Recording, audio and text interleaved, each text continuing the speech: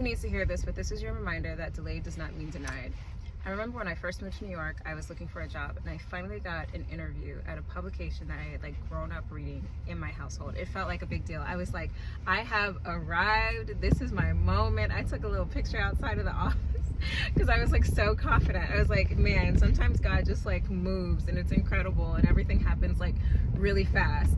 I did not get the job, and I was a little heartbroken because it felt very inconsistent with what I thought was obviously the rollout for this New York experience that I was going to have. And it's really funny because that job would have been a full-time job. The pay would have been, I don't know, a step above minimum wage probably. And it would have been in office. So I would have been catching every train you can think of. I would have been busting my butt to try to get to an office every day, which if you know me, that in itself would have been an act of God.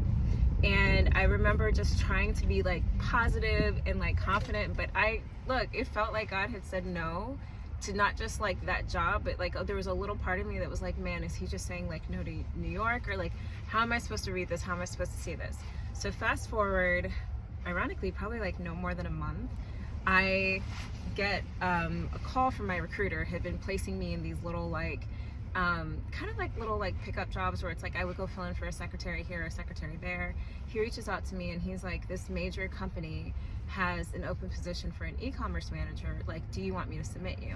And I was I don't even know. I was I have my online store, but the best fit for this. I was I guess we can try and we can just see what happens.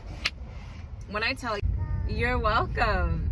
When I tell you that job was an absolute godsend. I could not have asked for a better role. First of all, my boss was so incredibly nice because I was not the best person for that job. Look, God will put you in places where you have no business because he's you're my child. I see you. I'm going to open this door for you. And that's the end of it.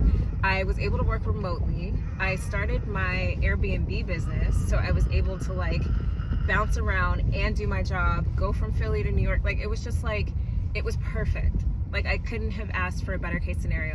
So if you're having a hard time with trying to wrap your head around why God keeps saying no, or why things just aren't coming together for you, lock in and lean in and trust that it just means whatever he has for you is just going to blow your mind, and that it's going to be incredible. And even if it's for a short time or maybe just for a season, that what you think you want may not actually be what you need, and that your upgrade is on its way. Okay, bye.